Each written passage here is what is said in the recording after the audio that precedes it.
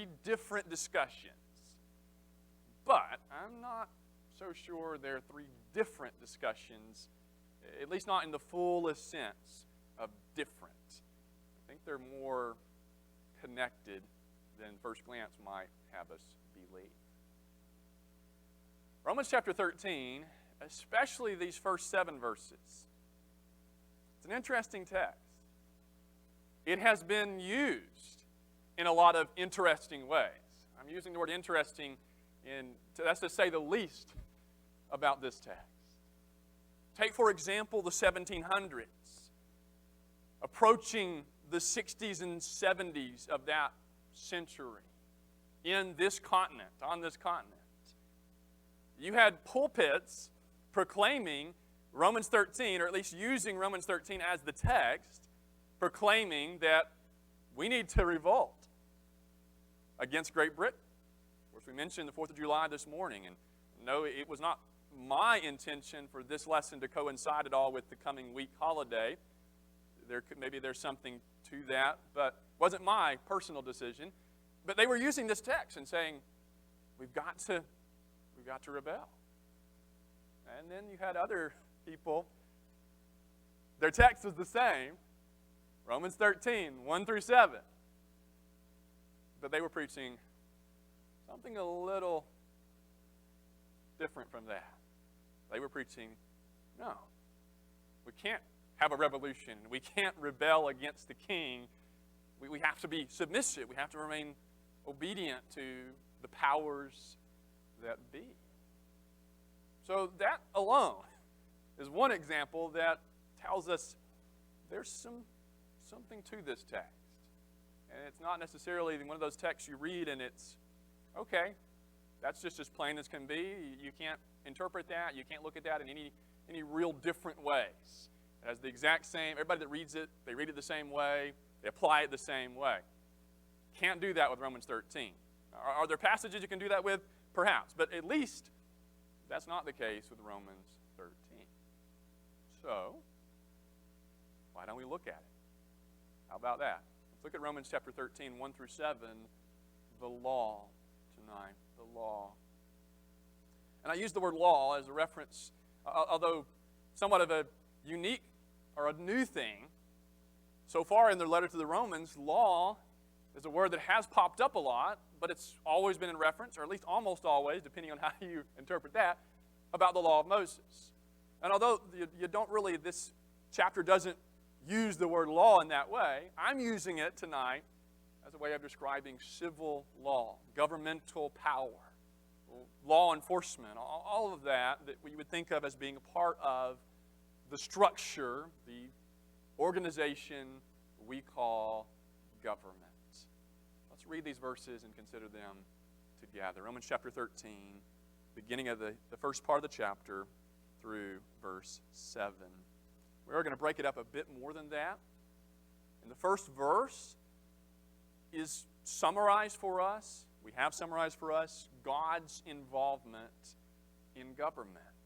We also get a command and instruction. We're going to focus on that one as we proceed through the text. Verse 1 says, "Let every person be subject to the governing authorities. For there is no authority except from God. And those that exist have been instituted by God." Here is God's involvement. To put it very simply tonight, here is one very basic takeaway from Romans 13, is that God is involved in government, in civil government. It is not the case that God has left civil government to its own. That God looked at governments and said, okay, do what you want, I'm not going to be involved. Maybe in some deistic fashion, God just looks at it, He knows what's going on, but that's the end. That's where all that entails. Romans 13:1, among several passages of Scripture, tells us that's not the way of things. Not how God works in His world. He's more hands-on than that. He's more direct than that. Now, for a moment, back up with me to Romans chapter 12. Let's read the last few verses of this chapter that leads into what we just read in chapter 13. Romans 12, beginning at verse 17 through the end of the chapter. Paul says, "Repay no one evil for evil, but give thought to do what is honorable in the sight of all. If possible, so far as it depends on you, live peaceably with all. Beloved, never avenge yourselves, but leave it to the wrath of God. For it is written, 'Vengeance is mine, I will repay,' says the Lord. To the contrary, if your enemy is hungry, feed him. If he is thirsty, give him something to drink. For by so doing, you will heap burning coals on his head." And then this final instruction, verse 21 of Romans 12, "Do not be overcome by evil, but overcome evil with good." This whole paragraph, or this whole section, I think you could say it's about personal retaliation, not retaliating. Someone does something against you, the basic rule of thumb for Paul in Romans 12 is you don't repay in kind. You don't treat them the way they treat you. You don't balance the scales. You leave that. You leave vengeance and justice to God. And then Paul writes Romans 13, verse 1. And how God, the God who says, "I will avenge, vengeance belongs to me. It's my possession, my place of authority." Then Paul says God is involved in the powers of the world, in the authorities we call governments. I suggest to you this evening that Paul is identifying for us one of the ways, not the only way, but one of the ways, one of the instruments, one of the, he'll use this word later, ministers. It's in verse 4 and then in verse 5. It's one of the ways that God, even in this life. Now, I think we could say tonight, and all of us hopefully on the same page, it's even in other places in Romans, that God will bring his ultimate final note of judgment in and on the day we call the day of judgment. I get that. But what about in the meantime? Does God just let everything go until then?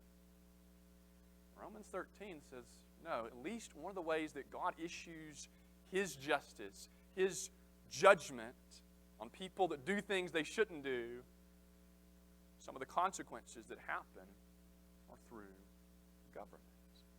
Now hold your finger in Romans chapter 13. Let's back up and look at one example. It's two examples, we're two halves we're going to put into one. But go with me to Daniel chapter 4. The fourth chapter of the book that bears the name of the prophet, the scribe Daniel. Daniel chapter 4. We do not have the time or the place tonight to look at all of this chapter. There's a whole story here that is worth your time, our time to read for sure at another time. But it's a whole story about a king, the Babylonian king named Nebuchadnezzar, who has a lesson to learn about God and the kingdoms of men. Let's notice a few verses along the way. Daniel chapter 4, let's pick up in verse 26. It says, Daniel 4:26, or Daniel 4:25 rather. He says that you shall be driven from among men, and your dwelling shall be with the beasts of the field. Here's what's going to happen to Nebuchadnezzar. You shall be made to eat grass like an ox, and you shall be wet with the dew of heaven, and 7 periods of time, or 7 years, shall pass over you. And here's the bottom line. Here's the lesson. Watch. Till you know that the Most High rules in the kingdom of men. And your dwelling shall be with the beast of the field. You're going to know this, that he rules and gives it to whom he will. And then verse 26, and as it was commanded to leave the stump of the roots of the tree, your kingdom shall be confirmed for you from the time that you know that heaven rules, or that God reigns. And then if you go over, after he goes through these consequences and learns his lesson, in verse 34 of chapter 4, we read these words, "At the end of these days, I, Nebuchadnezzar, lifted up my eyes to heaven, and my reason returned to me, and I blessed the Most High, and praised and honored him who lives forever." Here's why. For his dominion is an everlasting dominion, and his kingdom endures from generation to generation. All the inhabitants of the earth are accounted as nothing, and he does according to his will among the host of heaven and among the inhabitants of the earth. And none can stay his hand or say to him, "What have you done?" And then one more, the next chapter. The next chapter is the next king, Nebuchadnezzar's son. And in Nebuchadnezzar chapter 5, you have the story of the handwriting on the wall. It's one that we seem to teach our children, and I'm not sure if it's one of those that we teach our children more than we learn as adults, and that might not be the best, that's in my experience at least. But look at verse 18 of chapter 5. Here Daniel says, "O king, the Most High God gave Nebuchadnezzar your father kingship and greatness and glory and majesty." Verse 19, "And because of the greatness that he gave him, all peoples, nations, and languages trembled and feared before him. Whom he would, he killed, and whom he would, he kept alive. Whom he would, he raised up, and whom he would, he humbled." But verse 20, "When his heart was lifted up, and his spirit was hardened so that he dealt proudly, he was brought down from his kingly throne, and his glory was taken from him." And he recounts this story in the rest of verse 21. And look at the last phrase. If you look for that comma, the end of verse 21, it says, "Until he knew that the Most High rules the kingdom of mankind," or the kingdoms of men, "and sets over it whom he will." And then he goes on to give the rest of the pertinent message to the king. This is one example. There are others we could go to tonight. No, we're not going to spend all of our time outside of Romans 13. But it's a good example of kings who were told, and some who had to learn and some who would not learn, the lesson that God rules in the kingdom of men. Now come back to Romans chapter 13. Some who read Romans 13, they think Paul is kind of naive. Now, we could get into what that says about one's understanding of inspiration and all of that. That aside, some look at this and they think, this is before Paul, this is before he had experienced a lot of persecution from civil authorities.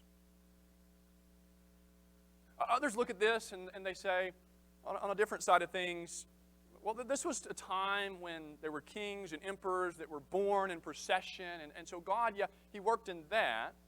And this is where it gets a little closer to home. That doesn't happen anymore. Because now we have, depending on who you ask, we'll say we have a republic, a democracy, a democratic republic. Some are saying other things now. Either way, we vote and elect our leaders. I don't think that's how God works anymore today. Things have changed since then.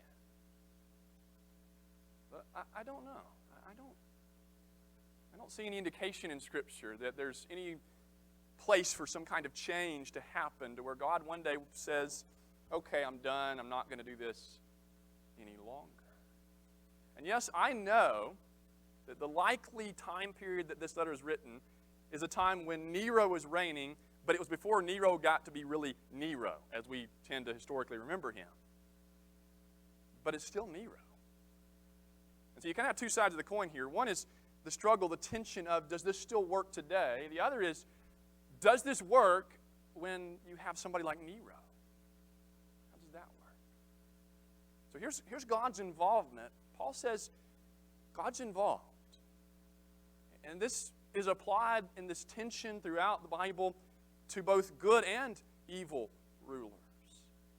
Take, for example, John 19:11, where Jesus tells Pilate, the governor that killed the Messiah, had him killed, that you wouldn't be able to do this if the authority wasn't given you from above. You feel that tension? And because of this tension, where the nations are evil by and large, throughout the story, nations and God are at opposites, but at the same time, God is working in and through them to bring about His will. And that makes it really difficult for us because we can't always know, looking at it, what is actually happening underneath the surface. That's God's involvement. Let's look at our response, 2 through 5, or really 2 through 7 of Romans 13. Our response is in two parts, and I honestly did not, hopefully everything I say is honestly right, but I did not intend for these even to be alliterated. I wrote down these two words from the text, and it worked out that way. But the first one is that of submission. And we've hinted at this. We saw that already in verse 1, so some of this is repetitive with emphasis and exploration. There we go. Look at verse 2. He says, therefore. So because of this, because God rules in the kingdom of men, to borrow from Daniel, whoever resists the authorities resists what God has appointed. And those who resist will incur judgment, or consequences will happen. So do not resist.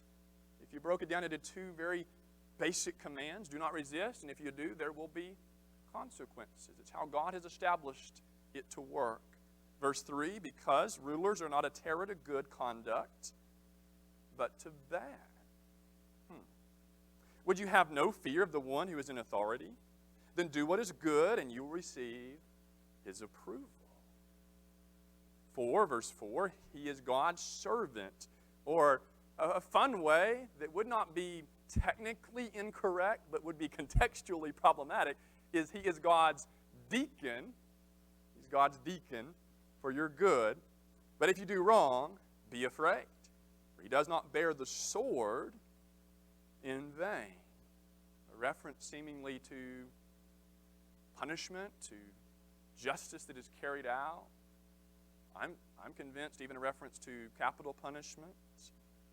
I'm not to take personal vengeance, but one of the ways God does that. Think about the context of chapter 12. 4, he is the servant, or now the minister of God, an avenger, there's that word, avenger, that we just saw in chapter 12, who carries out God's wrath on the wrongdoer. Now we get another therefore. Therefore, one must be in subjection. By the way, do you get any feeling or any tone from Paul that it's possible that some of his recipients he's preemptively expecting to be a bit resistant to this teaching?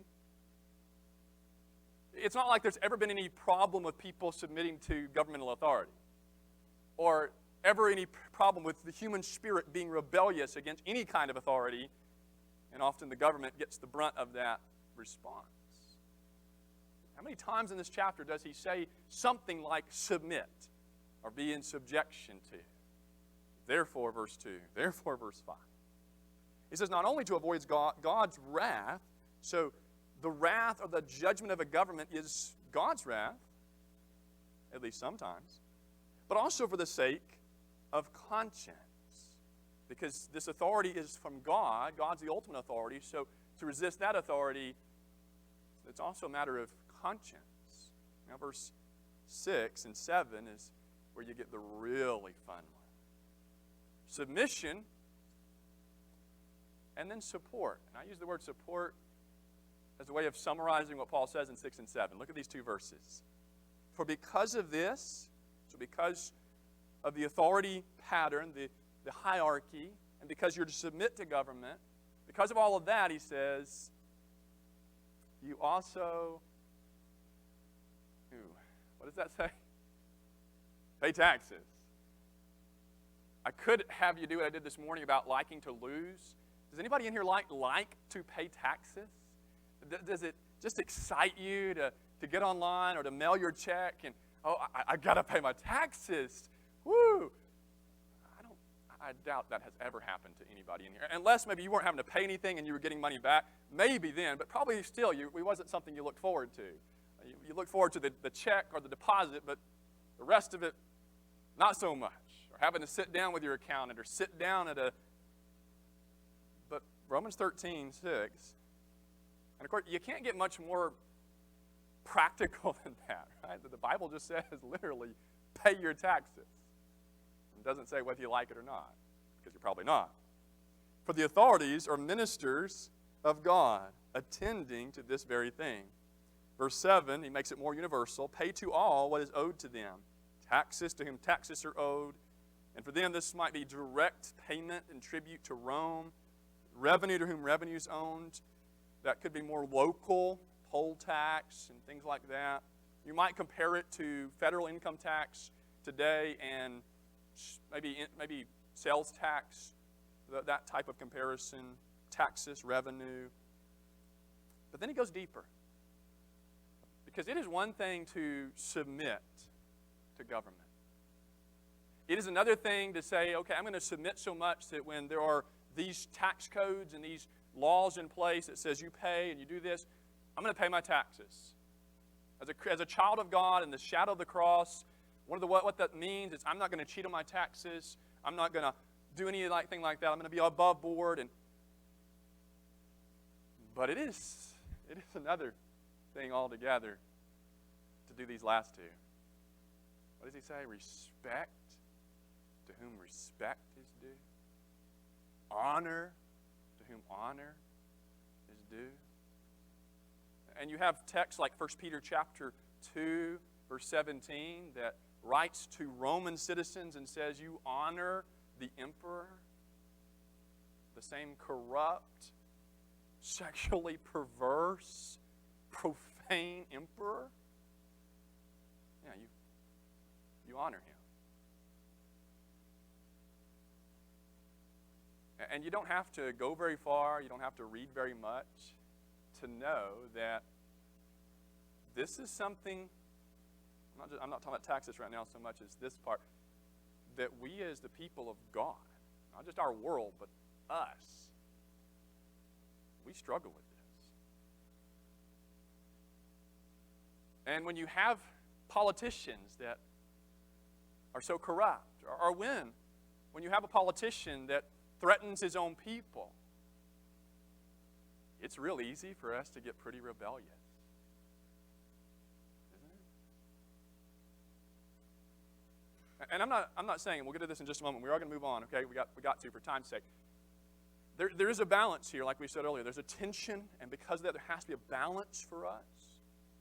It's not like we go out and we're telling people how great this corruption is, okay? Or it's not that there's not a place for involvement and even a certain kind of conflict. But for the child of God, there is to be a submissive attitude, not necessarily rebellious. Now, I said we're going to go there. This is not without exception. Here's another example. I'll let you jot this one down. I think it's on the handout. I think about Acts chapter 4, verses 19 and 20, where Peter and James are interacting with some civil authorities. They're more religious authorities, but in this day, it was mixed up. They were mixed together, even under Roman occupation. And he says, you do what you need to do, but we can't help but do what we're supposed to do, to paraphrase. Or it's more blunt even in Romans 5, or I can't get out of Romans. In Acts 5:29, where Peter utters those words, we must obey God rather than men.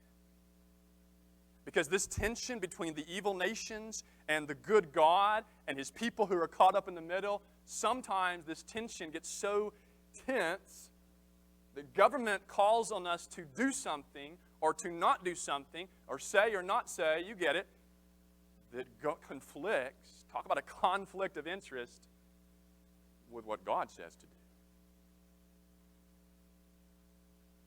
And that's when the Christian says, no, can't do that. Or, I'm going to do that. What about Paul in Acts chapter 16? You ever considered the way, and this is not the only occasion this type of thing happens for Paul? How does Paul involve himself and, in a way, use government to his advantage in Acts 16. Remember that when Paul says, no, they're going to come and make things right. They're going to apologize to a Roman citizen. It'll be on the screen. Okay, all right. Acts 16, 35 through 40. The tension sometimes leads us down a dark and difficult path. Because even Paul himself, the guy who wrote with his hand, or at least spoke, and it was written, Romans 13, when he says, submit to government, again, not without exception, for sure. But the guy that says, respect government and pay your taxes to Rome. What did Rome eventually do to Paul? Think about it. All right, that's the law. God's involvement, our response. Now let's close by looking at the love. All right, love. Let's read Romans chapter 13, verses 8 through 10. All right. Paul then takes this note of owing, and he says this, owe no one anything except to love each other. For the one who loves another has fulfilled the law. Here, Paul goes back to the law of Moses.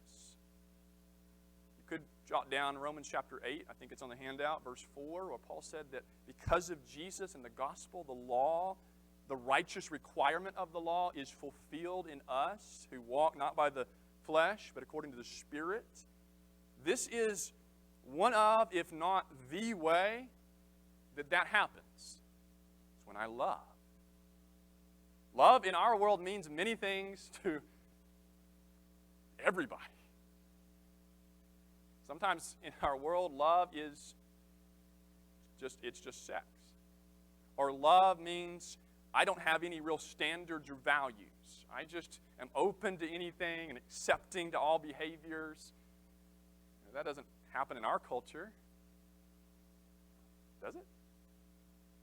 But love is settled for the Apostle Paul. Or should we say love is settled for God? Look at how he describes it in verse 9. He says, for the commandments, you shall not commit adultery, you shall not murder, you shall not steal. Here are some standards that God gave. You shall not covet. And any other commandment are summed up, fulfillment in verse 8, in us. Now, in a more principal way, they are summed up in love. In this word, he says, you shall love your neighbor. And now, ironically enough, Paul quotes from the Torah, the law, as yourself. It sounds a lot like what the Messiah, Jesus himself, said in person in passages like Matthew 22 and Luke 7, or Matthew 7, verse 12. That when you boil the whole law, when you put it all down, the 600 plus laws, they come down to these two. And for this context, they come down to this one when it comes to relationships. And a lot of this chapter is about relationships, to government, to everybody. Here Paul says, you make your ethic, the ethic that is the ethic of the cross, love people. Treat people with kindness and consideration. Learn to develop an attitude of care for other people. An attitude that seeks not to harm other people, but to help and serve. Look at the last verse, verse 10. Love, here's why it works this way. Love does no wrong to a neighbor. Therefore, love is the fulfilling of the law. Look at how these two are back to back. Paul says on the one hand, you be careful how you interact with government, because God's involved in this. We sometimes like to make it secular, but Paul says it's not really. And then it's like he says for us, some of us who may even be a part of politics and government. But regardless of any of that, he says for us as people of Jesus, our focus is to love. To love like Jesus loved. So, coming full circle, when someone does you harm, love doesn't seek their harm in return. When someone insults you, what do you do? When someone cheats you, what do you do? Paul says, what we do, we love them anyway. We seek peace as much as it's possible. Not always possible. Factor 12:17. He says, make it happen. Stay in Romans 13 for one more glance. We have an invitation song picked out. It's a time when we join our hearts and minds together to encourage one another to be what the Bible calls us to be, the call of the gospel. Romans chapter 13. As we hold these thoughts from the first 10 verses in our minds tonight, let's lead our hearts to the last paragraph. Let's read it together. The call to put on Jesus. It could be tonight for the first time for someone, but Paul's writing to people who've already done it for the first time, so read it that way tonight if that's you. Let's read it, and then Gary will lead us in our invitation song. Besides this, you know the time, that the hour has come for you to wake from sleep. For salvation is nearer to us now than when we first believed. The night is far gone, the day is at hand. So then, let us cast off the works of darkness and put on the armor of light. Let us walk properly as in the daytime, not in orgies and drunkenness, not in sexual immorality and sensuality, not in quarreling and jealousy, but put on the Lord Jesus Christ and make no provision for the flesh to gratify its desires. As we stand together,